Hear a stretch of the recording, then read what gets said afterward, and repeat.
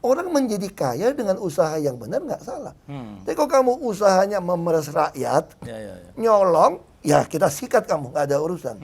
Tapi orang miskin yang malas, tidak mau kerja, hanya mau merampas hak orang kaya, sikat juga nggak boleh. Gitu. Kalau rakyat nggak mampu daging, nggak mampu ayam, nggak mampu telur, pasti apa? Rasa kari ayam, mie instan. Saya dulu pernah ribut sama ada pendeta nih. Kenapa ribut? Dia bilang sama saya, kamu harus kumpulkan seluruh pendeta, kita akan bilang sama jemaat kami.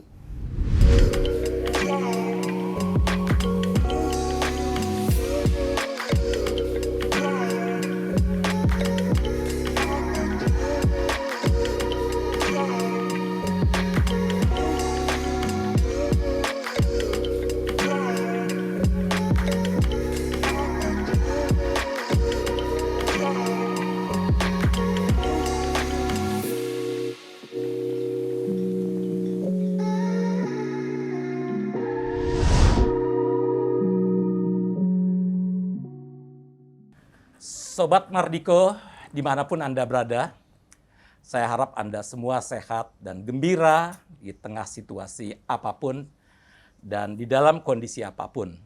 Karena kita harus percaya bahwa Allah bekerja di dalam segala sesuatu untuk mendatangkan kebaikan bagi setiap orang yang mengasihinya.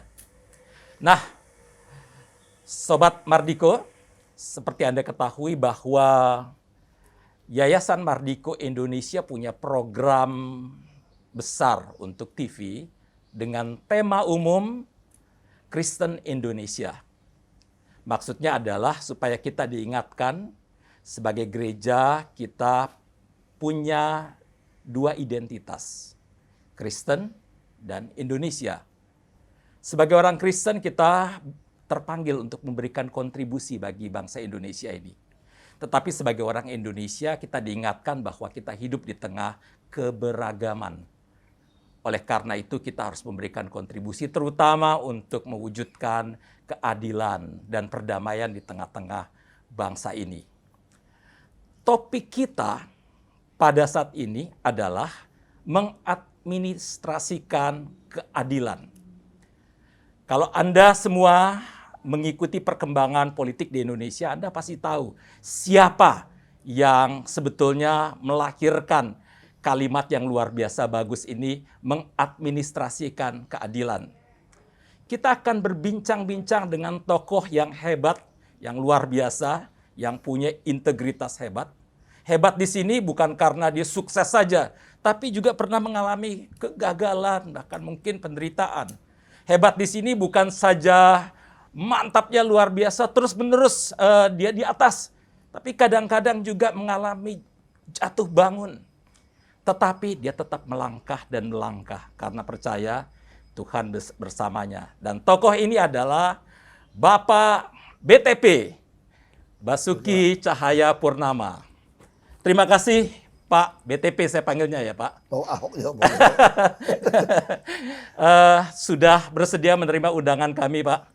Dan seperti diketahui bahwa tema kita adalah sekali lagi mengadministrasikan keadilan.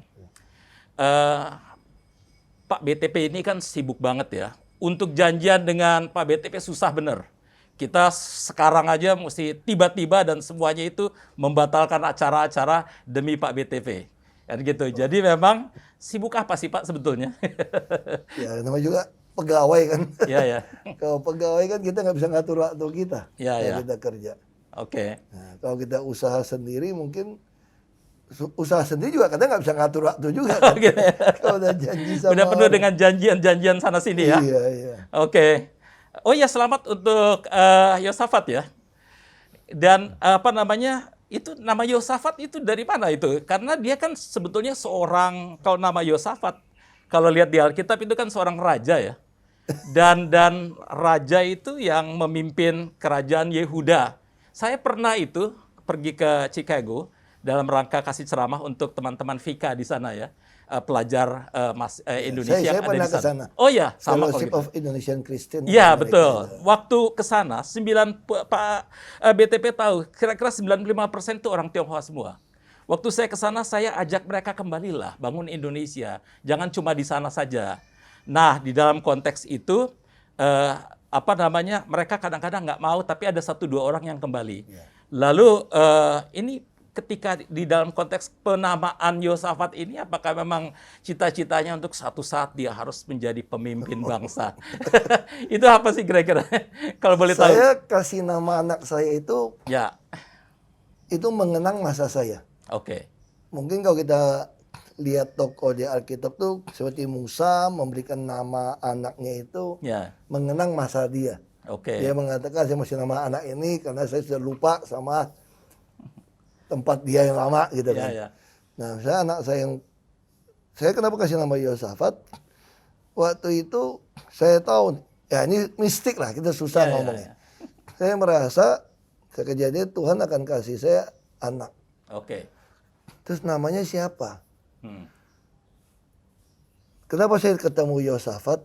Karena saya tidak mungkin bisa melawan musuh saya yang begitu besar, begitu kuat. Oke.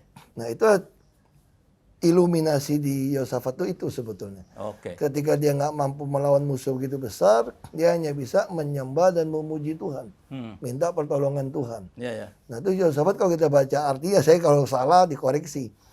Yosafat itu arti itu Allah yang menghakimi. Allah adalah hakim. Ya, betul. Nah ini yang saya pikir ketika kita menghadapi lawan yang arti tanda kutip arti itu tidak adil yang kita hadapi, kita serahkan Allah yang akan menjadi hakim. Dia akan menjadi adil.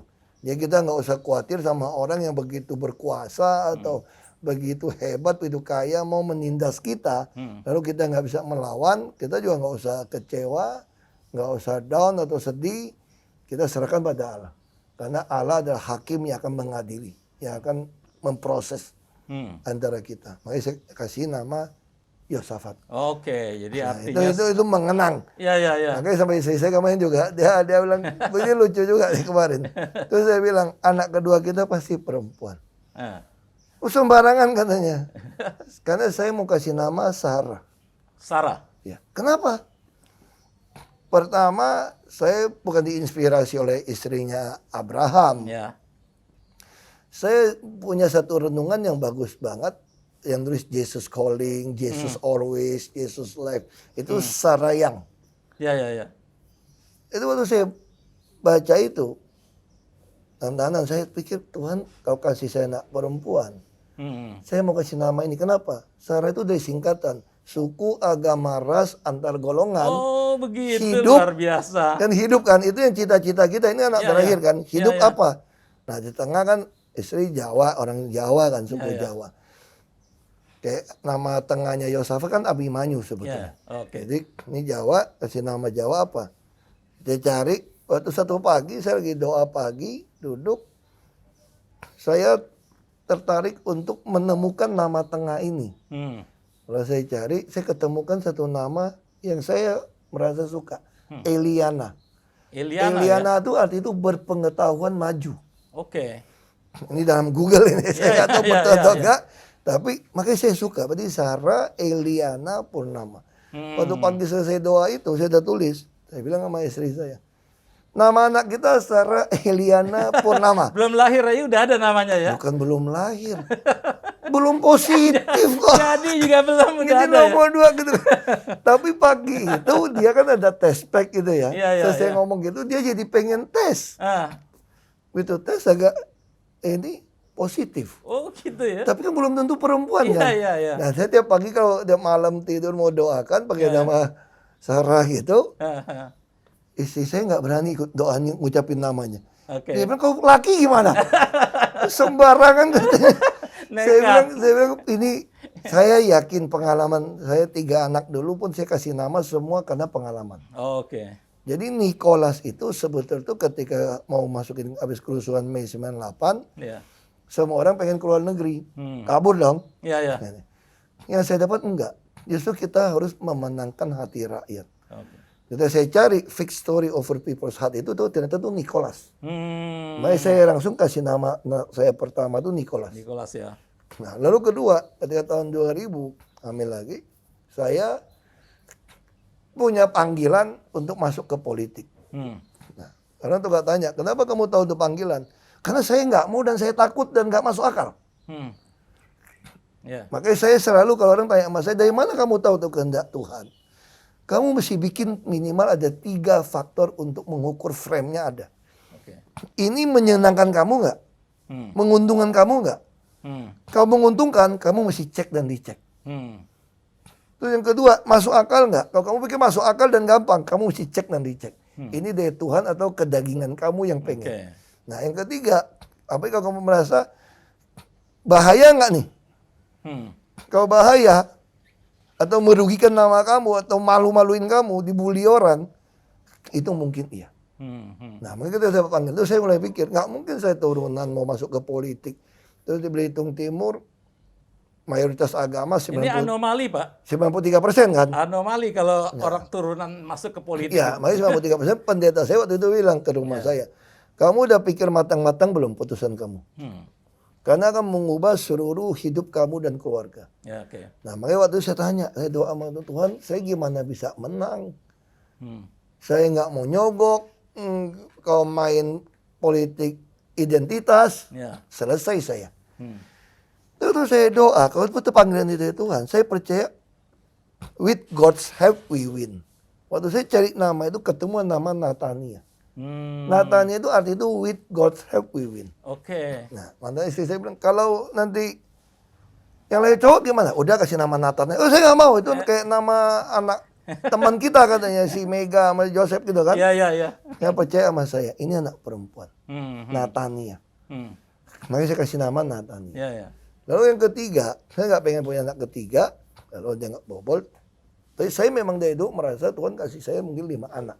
Oke. Jadi saya bergumul ya, masuk akal. Nah waktu saya jadi bupati, lahir anak ketiga, saya tahu ini seperti orang bilang Chinese kan bupati kayak raja gitu kan. Iya. Nah, Apalagi ini di dan daerah, ini terakhir kan. Iya. Makanya saya kasih nama Daud. Diprotes dari keluarga. Kenapa nggak David? Alkitab Daud kok bukan David. Alkitab, itu jadi anak ini menggambarkan pengalaman hidup saya.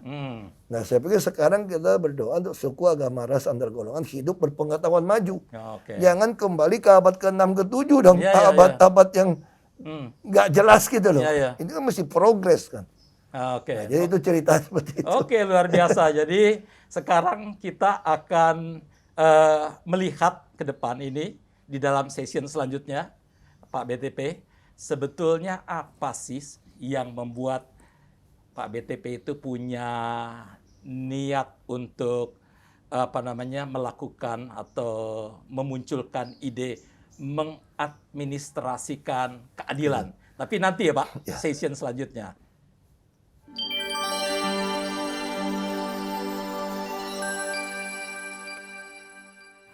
Para pemirsa sebangsa dan setanah air, kita Kristen, kita Indonesia, kita adalah Kristen Indonesia. Kita berdua identitas. Kedua identitas ini adalah kekuatan bagi kita untuk berkarya bagi Indonesia. Sebagai orang Kristen, kita hadir di tengah bangsa yang majemuk etnik dan agamanya. Kita bekerja sama dengan umat lain untuk mewujudkan damai sejahtera dan keadilan bagi semua rakyat Indonesia. Yayasan Mardiko Indonesia menyajikan program TV dengan tema Kristen Indonesia.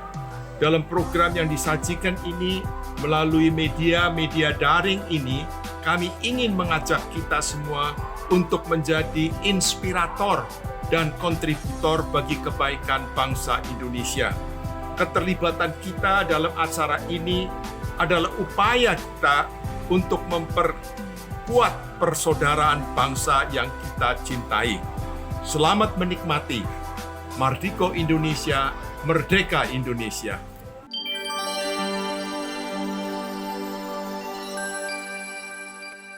Sobat Mardiko dimanapun Anda berada, sekarang kita akan memasuki session di mana kita akan membahas secara khusus Sebetulnya apa sih yang membuat Pak BTP ini berpikir ketika ada di pemerintahan untuk mengusulkan satu nama yang sebetulnya sangat luar biasa, yaitu mengadministrasikan keadilan. Kita langsung bertanya kepada Pak BTP.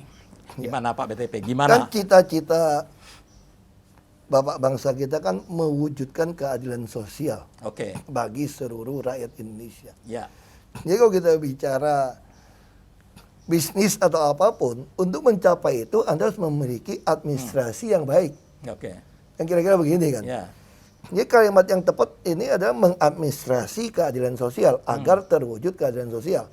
Tapi kalimat ini pun bukan datang dari pikiran saya. Saya ketika satu hari membaca Alkitab, itu terjemahan New Living Translation ya. Saya sebetulnya sambil belajar bahasa Inggris itu paling baik di Alkitab. Gitu caranya. New Living Translation, ketika Salomo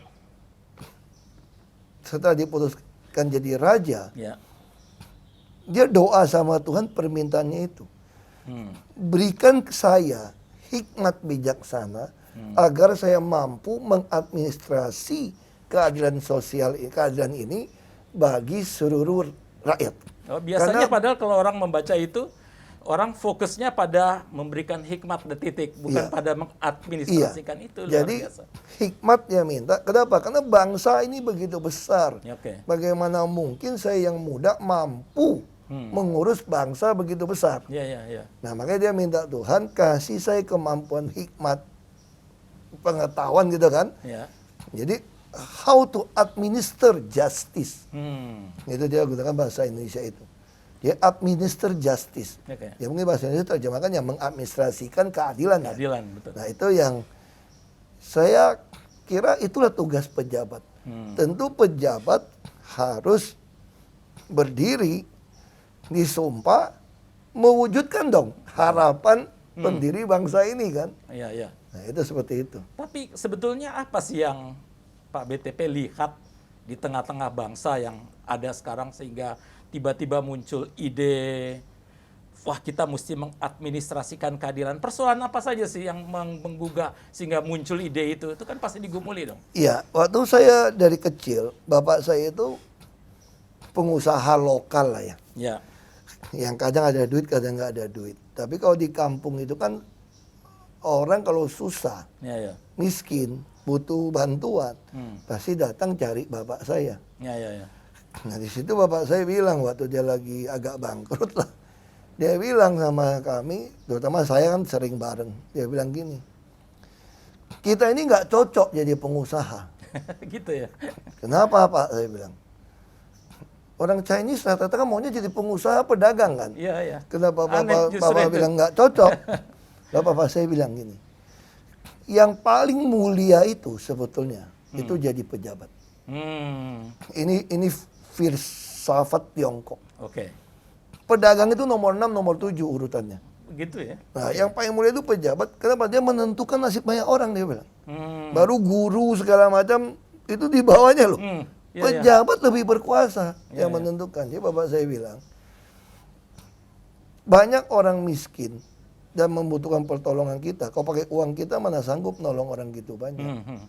Makanya kalau kamu jadi pejabat, kamu bisa menggunakan semua uang yang ada untuk membantu mereka. Nah, lalu bagaimana bilang administrasi? Ini satu perdebatan. Orang selalu mempunyai konsep yang dibela orang miskin. Bukan yang dibela orang miskin sebetulnya. Yang dibantu orang miskin dan yang membutuhkan pertolongan. Makanya kalau di Alkitab tuh saya suka kalimat the poor and the needy. Makanya ada satu Mazmur, saya lupa 138 atau 148, saya lupa. Bahwa harapan orang miskin itu tidak akan sia-sia itu loh. Yang membutuhkan pertolongan itu pasti. Nah itu satu kalimat itu. Tapi kalau bicara keadilan, ini bukan bela miskin atau kaya. Makanya di Alkitab juga bilang nggak boleh bela orang karena status sosialnya. Karena kalau seandainya kita lihat dari misalnya yang namanya teologi pembebasan ya, itu kan selalu preferences for the poor, Ya. kan gitu. Jadi ketika membaca mengadministrasikan keadilan, kepala saya juga begitu. Oke, kalau begitu ini arahnya pada Bukan. orang miskin. Ya sebenarnya apa itu? Jadi kalau kita jadi pejabat kan mewujudkan keadilan sosial bagi seluruh rakyat Indonesia. Oke. Kecuali sila kelima mengatakan mewujudkan keadilan sosial bagi seluruh rakyat miskin. Oke. Ini kan tidak. Seluruh rakyat Indonesia kan. Iya, iya, iya. Nah itu kenapa saya bilang Kaya atau miskin Iya, apapun ya. administrasi belum tentu orang miskin itu betul. Oke. Nah di sini letaknya bagaimana pejabat mengadministrasi keadilan itu artinya apa? Berdiri untuk kebenaran atas konstitusi. Saya nggak peduli status Anda siapa. Ya, ya, ya. Berdiri untuk kebenaran dan keadilan, tentu dan pri kemanusiaan. Ya, ya. Nah buat kita tentu kejujuran kita harus pegang. Ini prinsip ya kita. Di Amsal saya kira di Amsal 2 itu jelas gitu loh. Kebenaran, keadilan dan kejujuran. Begitu jelas gitu. Nah jadi bisa contoh. Apakah orang kaya harus dimusuhi oleh pejabat?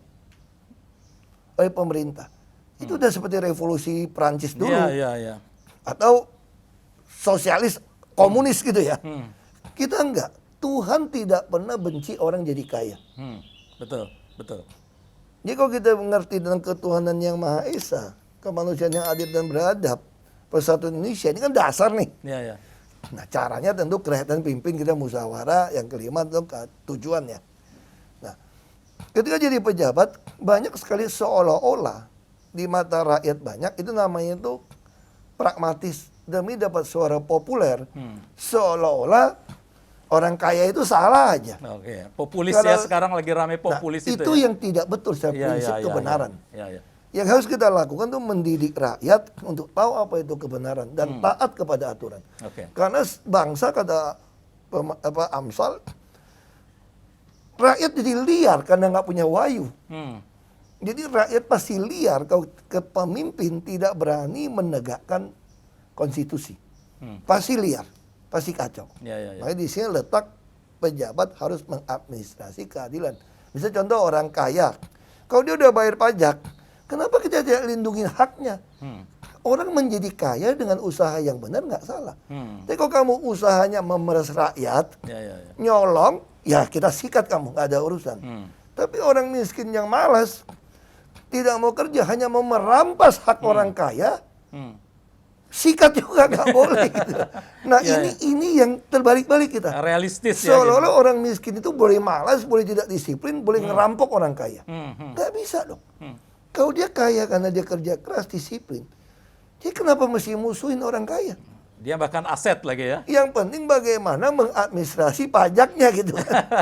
Betul, betul. Supaya ada terjadi keadilan. Iya, iya, Nah iya. ini yang kadang-kadang dengan popular vote seperti hari ini, ketika orang miskin selalu dianggap itu pasti yang disakiti atau Oke. gitu kan. Iya, iya, iya. Saya bilang belum tentu. Jadi orang-orang, tapi ketika pemerintah membiarkan kemiskinan struktur terjadi, Oke. tidak meratakan lapangan tanding, kamu tidak mengadministrasi dengan bagus.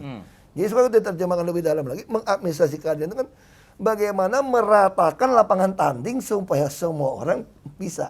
Nah, dapat akses Ya, ya. misalnya contoh, kami nganggang, misalnya bicara soal kemiskinan. Bagaimana mungkin anak orang miskin bisa bersaing masuk sekolah negeri yang kasih jatah dapat nilai sekian baru bisa masuk. Oke. Anak orang kaya bisa les. Iya, iya, iya. Makan gizi baik, dari perut maknya udah makan makanan dengan baik. Ya pasti IQ-nya beda dong. Iya, iya. Nah, waktu saya jadi gubernur DKI nggak bisa, saya bilang. Harus ada kuota. Hmm. Kenapa? Orang miskin itu selain udah nilainya kurang, dia kalau dibuang ke sekolah yang jauh dari rumahnya, biaya hidupnya tambah berat. Iya, iya. Kalau dekat rumahnya, sekolah yang dekat rumahnya nih, kasih jatah, sekolah dekat rumah dia berhak masuk. Kecuali dia bandel, berantem, kalau berantem saya keluarin. Iya, iya, iya. Mau kaya miskin, saya bilang anakmu belajar tinju aja situ. Ngapain lu sekolah? Iya. Nah kalau dia tinggal dekat rumahnya, dia mungkin bisa pulang mampir ke rumah istirahat minum gitu kan. Nah itu kira-kira contoh bagaimana mengadministrasi keadilan sosial. Termasuk subsidi, bukan di barang. Oke, oke. Subsidi tidak boleh di barang, karena akan terjadi disparitas harga dan fraud. Pasti kecurangan. Iya, iya, iya. Subsidi harus ke orang. Hmm. Makanya dulu kalau kita beli daging semua, kita kasih ke orang. Operasi pasar daging di pasar, 200 ton hitungan jam hilang. Kita ada 900.000 anak waktu itu. Kita kasih subsidi dengan kartu Jakarta Pintar, itu kan ATM-nya Bank Monas. Betul. Bank DKI Tabungan Monas. You boleh beli daging sapi 45.000 sekilo. Kekurangan kita yang top up 1 kilo. Lalu kita buktikan, harusnya saya sedia 900 ton dong. Iya. Sebulan kan? Kan satu anak boleh beli 1 kilo. Iya. Habisnya cuma 200 ton. Artinya apa? Orang miskin nggak mampu beli. Berarti 200 ton yang langsung habis itu dibeli orang lain. Nah ini contoh administrasi kan. Iya. Lalu ketika dia nggak mampu beli sapi, kita harus sadar nih, berarti daya belinya nggak sampai. Kita turunkan ayam, makanya ayam ada 9.000 sekilo. Waktu itu kita juga kaget, 9.000 sekilo, tadi lakunya 300 ton apa, sekitar segitulah. Nggak mampu beli juga. Kalau gitu 8.000 satu ekor, turun lagi, apa? Telur, 8.000. Oke. Kalau rakyat nggak mampu daging, nggak mampu ayam, nggak mampu telur, pasti apa? Rasa kari ayam, mie instan. Iya. Nah itu yang kita harus ngerti bagaimana mengadministrasi ini. Nah kalau begitu selanjutnya nih, session selanjutnya nih Pak BTP, kita akan bicara sebetulnya apa sih tantangan-tantangan atau hambatan dalam rangka mengadministrasikan keadilan itu ya, dalam session selanjutnya.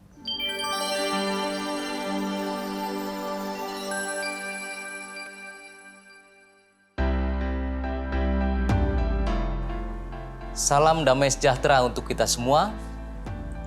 Yayasan Mardiko Indonesia memiliki visi menjadi kontributor dan inspirator damai sejahtera di Indonesia.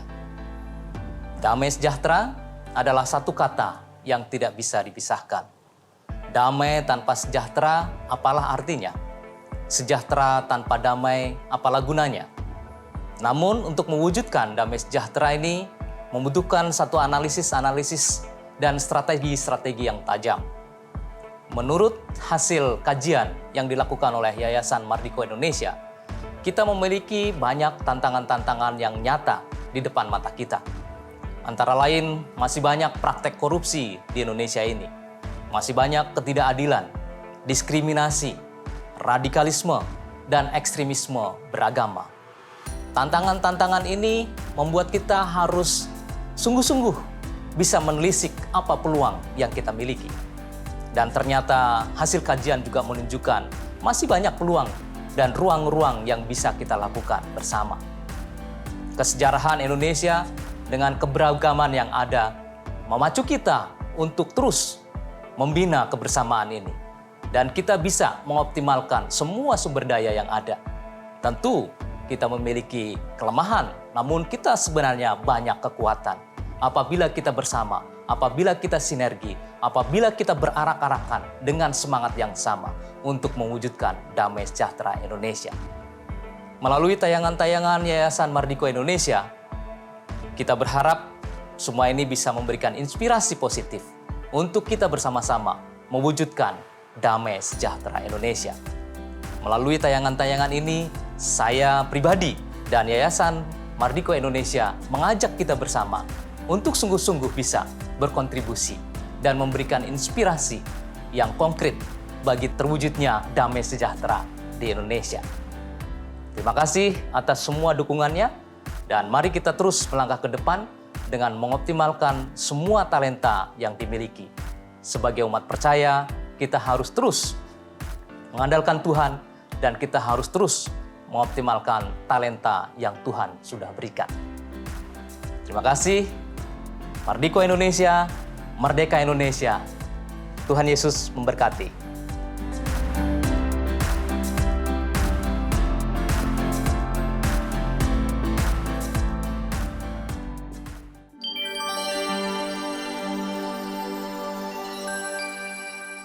Sobat Mardiko, pada session ini kita masih membicarakan tentang mengadministrasikan keadilan bersama dengan Pak BTP.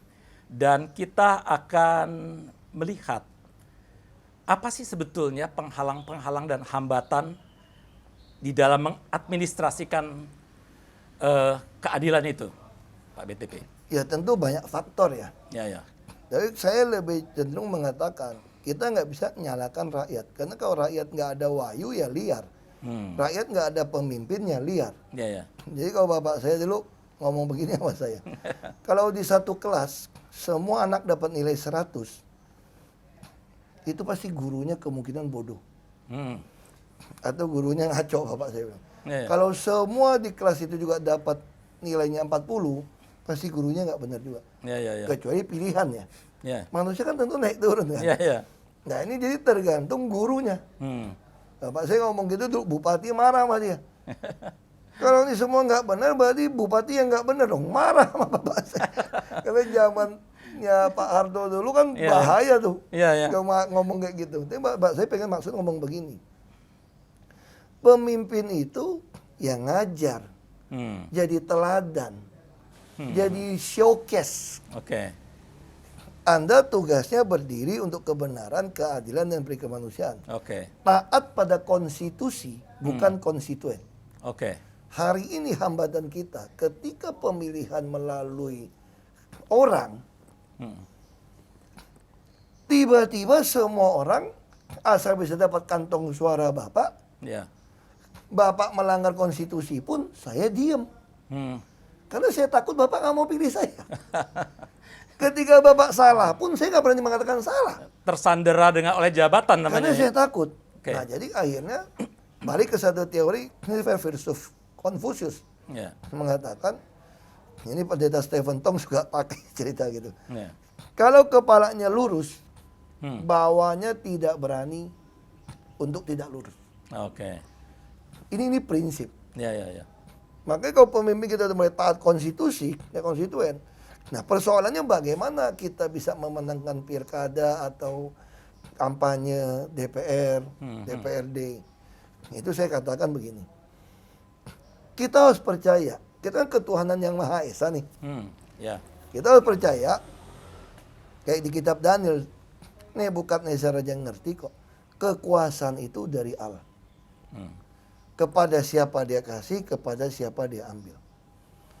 Lalu kenapa Anda mau jadi Allah? Ingin mengatur Anda untuk berkuasa, lalu menghalalkan segala cara. Nah, situ saya juga ketemu satu kalimat yang baik, satu bacaan buku, prophetical voices versus political voices. Lalu di mana bedanya prophetical voices dengan political voices? Kalau prophetical voices, jangan prophet, nabi, suara kenabian. Nggak ada nabi lagi, itu ada suara kenabian. Suara kenabian itu tentu menyatakan kebenaran. Sekalipun rugi bahkan dibunuh. Itu panggilan nabi kan. Nah harusnya pemimpin itu harus memiliki panggilan nabi ini. Untuk mendidik ketika sebuah tempat terjadi kekacauan, Allah menurunkan nabi kan untuk mengajarkan. Kalau kita orang Kristen, sampai terakhir menurunkan putranya. Saya kasih contoh kan, mau ambil sewa, digebukin, dipukul. Aku turunin anak saya lah. Kalau anak saya datang kali ini pasti dia lebih takut. Anak pun dibunuh. Itulah Yesus. Mereka kadang-kadang ini yang persoalan ini yang harus kita tahu. Kalau political voices, saya nggak peduli. Pokoknya saya menang. Nah, makanya waktu saya jadi menghalalkan segala cara apapun. Hambatan di situ. Jadi ketika saya masuk ke politik, teman-teman Kristen tuh bilang gini, yang senior bilang gini sama saya. Kamu mesti bikin banyak bakso, kesehatan, bagi sembako, bagi segala macam pengobatan gratis. Terus untuk apa saya bilang? Ya dapatin suara dong. Nah, kamu mesti datangin rumah-rumah ibadah. Bila perlu kebaktian di gereja itu 3 kali seminggu. Hari Minggu 3 kali datang. Bila perlu 4 kali kau keburu. Biar dikenal. Di gereja yang berbeda. Iya. Bila perlu kesaksian di depan gereja. Saya paling nggak suka. Saya bilang itu kamu tipu jemaat. Termasuk kamu tipu orang. Oh enggak dong, memang begitu. Semua juga begitu. Itu semua dapat suara juga begitu. Saya dulu pernah ribut sama ada pendeta nih. Kenapa ribut? Dia bilang sama saya, kamu harus kumpulkan seluruh pendeta. Kita akan bilang sama jemaat kami untuk memilih saudara. Saya jawab, saya nggak mau. Ini lawan aja yang beda agama nyumbang bangun gereja. Saya bilang nggak usah meres saya ketika ada pilkada. Nggak usah meres saya untuk bangun gereja. Saya nggak ada urusan dengan Anda. Saya kenal Anda nggak kenal Anda. Kalau saya dapat uang saya perpuluhan kasih gereja. Kadang-kadang ucapan syukur plus perpuluhan. Itu urusan saya sama Tuhan. Tapi kalau untuk pilkada Anda ngancam saya seperti ini, lu pilih dia aja. Nah, mereka bisa mengatakan gini, kalau kamu tidak mau, nah saya akan bilang sama jemaat kami tidak pilih kamu. Terus saya bilang, kalau jemaat Anda baca doa baik-baik, baca firman Tuhan doa baik-baik, kali ini pasti pilih saya, bukan karena sesama agama. Karena saya paling bersih, ngomong sombongnya begitu. Dan saya teruji, saya bilang, nggak usah pilih, nggak usah ngajarin, pasti dia pilih. Asal jemaatmu itu benar. Mereka kadang-kadang orang bilang, kok kamu ngomongnya kasar? Saya bilang, kamu baca dong di kitab, di ulangan atau apa. Tuhan juga gunakan, kita percaya setiap kata yang ada di dalam Alkitab itu adalah firman Allah. Itu terjemahan mana? Untuk orang-orang yang ngotot mau makan. Bahkan Ayub, saya pernah ngatain teman saya gitu, sok ngomongin firman Tuhan, tau nggak? Saya bilang gini sama dia, nasehatin usus masuk tahanan lah, perceraian saya, pernikahan saya, terus nasehatin. Saya bilang begini, itu persis kalimatnya Ayub. Kamu pernah di posisi saya nggak? Penghibur kalian, gue bilang. Betul. Itu bukan kalimat saya, gue bilang. Sorry gue cuma nyontek Alkitab. Nah ini hari ini itu yang terjadi di kita. Kebenaran dan relatif jadi kacau balau. Nah saya jawab ini, tapi kan kamu orang Kristen, ikut Yesus seperti itu. Saya bilang, saya ajarin politik ya, kau ikut Yesus ya. Kamu tuh nggak akan pernah menang lawan Yesus bagi sembako. 5 roti 2 ikan, sisa 12 bakul, bos. Orang laki-laki 5.000 dewasa. Lu pernah bagi berapa sih? Lu nggak mungkin menang lawan Yesus. Terus pengobatan gratis. Lu pernah nyembuhin orang buta nggak? Orang nggak bisa lumpuh jalan. Orang tuli dengar. Orang mati dibangkitkan. Lu kasih tahu gua, lu punya pengobatan gratis bisa sampai segitu nggak? Nggak bisa toh? Dan saya kasih tahu kamu, Yesus yang udah bisa kayak begitu. Waktu voting di depan Pilatus, ini bukan H-2 pemilu nih, ngomong hitungan menit. Lalu si Pilatus masih curang lagi, kampanye pada masa pemilihan. Siapa mau kalian pilih, Pilatus atau Barabas? Dan Yesus atau Barabas? Dan dia Yesus atau Barabas. Yang Pilatus kampanye negatif lagi. Ini Yesus nggak ada salah, ini si Barabas penjahat pembunuh. Pilih yang mana? Lalu orang pemimpin-pemimpin agama yang hebat, yang suci, yang berjubah hebat semua, kan itu kan majelis ulama Israel kan? Nah, pilih siapa? Barabas. Bayangin, Yesus yang bagi sembako juga kalah voting. Lu kalau orang Kristen pakai bagi sembako dapatin masa, lu gua bilang, gua gak mau ikut. Jadi apa yang mau kamu lakukan sekarang? Kamu udah tahu kesulitan kita hadapin. Bahwa orang populer, orang bisa jual taat kepada pemimpin agama, menghasut, segala macam. Saya bilang, Yesus mengajar rakyat tentang apa itu kebenaran. Karena saya adalah kebenaran. Saya adalah jalan, saya adalah hidup. Berarti kamu contek. Makanya Paulus menulis sangat baik di Filipi 4 ayat 9 ya. Apa yang kamu dapat, yang kamu pelajari, yang kamu dengar, kamu lihat, lakukan itu. Kalau gitu Yesus ngomong gitu. Di dalam konteks yang seperti ini, kira-kira gereja mesti bagaimana mendidik ini mohon umat? Maaf nih Pak Pendeta.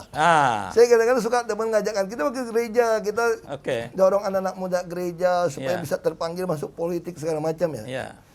Saya jawabnya begini. Terus paksa kan? Saya ngomong gini aja. Jemaatmu itu atau anak muda di gerejamu itu baca Alkitab tiap hari nggak? Saya tanya itu dulu. Baca Alkitab tiap hari nggak? Ada yang bilang baca. Oke, baca. Terus saya tanya, baca merenungkan nggak firman itu? Jangan cuma asal baca. Sepanjang hari. Lu udah nggak tahu. Terus saya tahu sepanjang hari kita memulai hari begitu padat ya.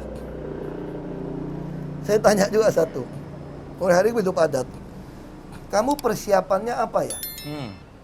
Waktu mulai hari gitu padat. Saya juga tanya juga mana, saya suka bercanda gini. Kalau kamu tahu besok ada ujian matematika, mungkin nggak kamu nggak belajar? Kalau kamu mau lulus? Oh nggak, saya masih belajar. Terus mungkin nggak kamu belajar fisika besok ujian matematik? Oh nggak dong, besok matematika saya belajar matematik. Oke. Terus kalau guru kamu Edan nih, dia bilang, besok ujian.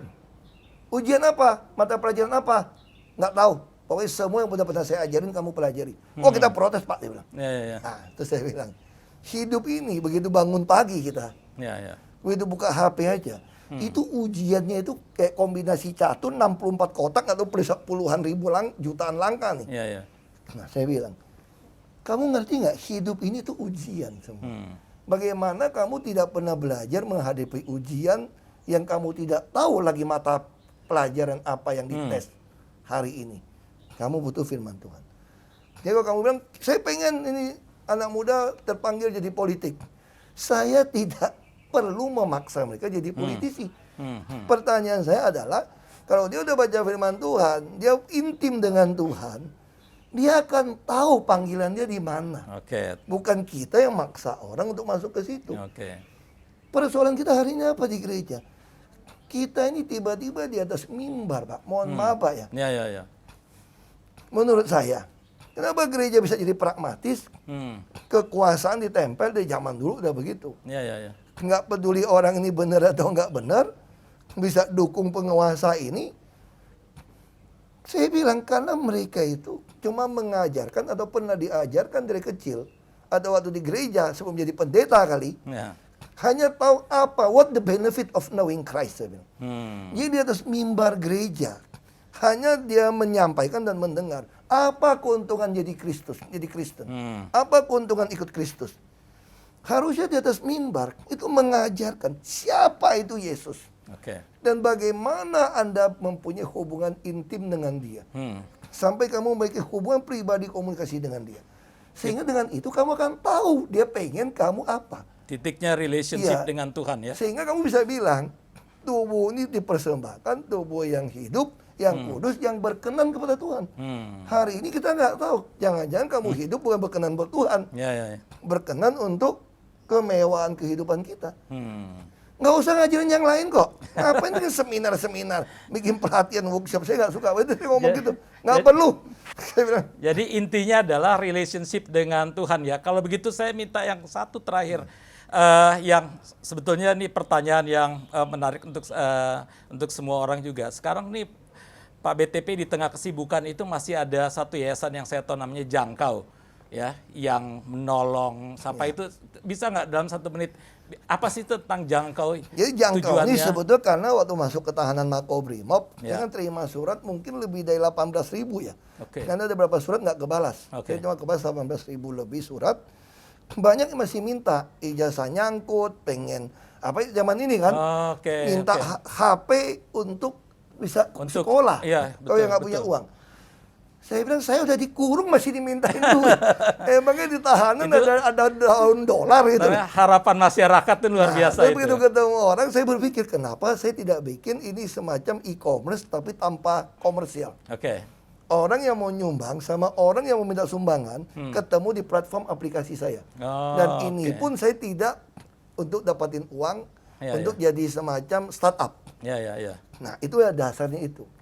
Sehingga supaya orang bisa lihat siapa yang butuh, dia verifikasi.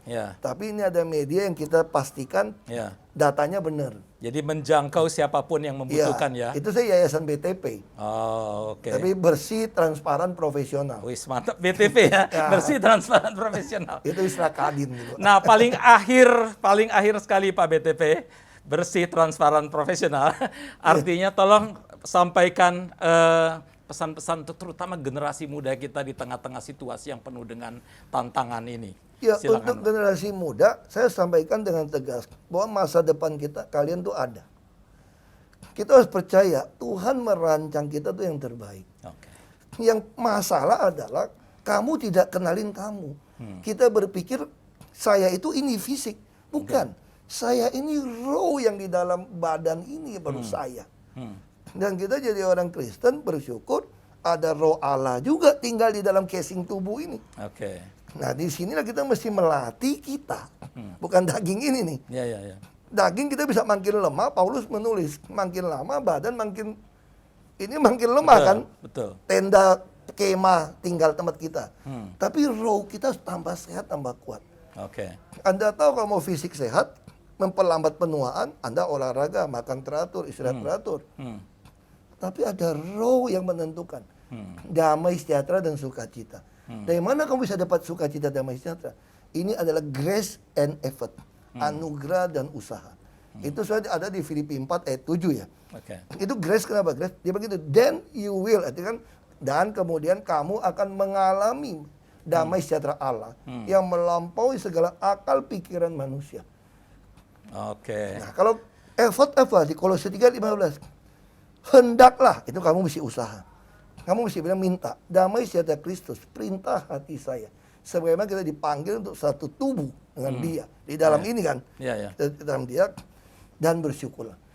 Jadi saya yakin, ketika kita melihat segala sesuatu dengan perspektif Allah, bersandar pada Allah, Allah menciptakan kita, mendesain kita untuk satu kebaikan, untuk menjadi berkat, supaya orang bisa melihat di dalam diri kita itu, ada hadirat Allah yang memberikan sukacita, memberikan damai sejahtera kepada orang sekitar kita. Makanya orang boleh membenci kita. Bapa tidak punya sifat pembenci. Pembenci penuduh itu dari iblis. Maka kita, kalau disebut anak Allah, kita harus bisa mengasihi. Itu yang saya harap anak-anak muda. Itu jadi pegangan untuk anak-anak muda ya. Terima kasih banyak Pak BTP untuk kesediaan di dalam acara ini. Dan Sobat Mardiko dimanapun Anda berada, kita sekarang tahu kunci dari Pak BTP untuk melakukan administrasi keadilan, atau kunci di dalam perjuangan yang penuh dengan berbagai tantangan dan sebagainya. Kuncinya adalah memiliki relationship dengan Tuhan. Biarkan Tuhan itu hidup di dalam dia dan biarkan dia hidup di dalam Tuhan, dan percayalah dengan kekuatan Tuhan, apapun tantangan, apapun masalah, apapun persoalan, tidak ada yang terlalu besar, semuanya pasti bisa diatasi. Salam Mardiko dan salam merdeka untuk Anda semua. Tuhan berkati.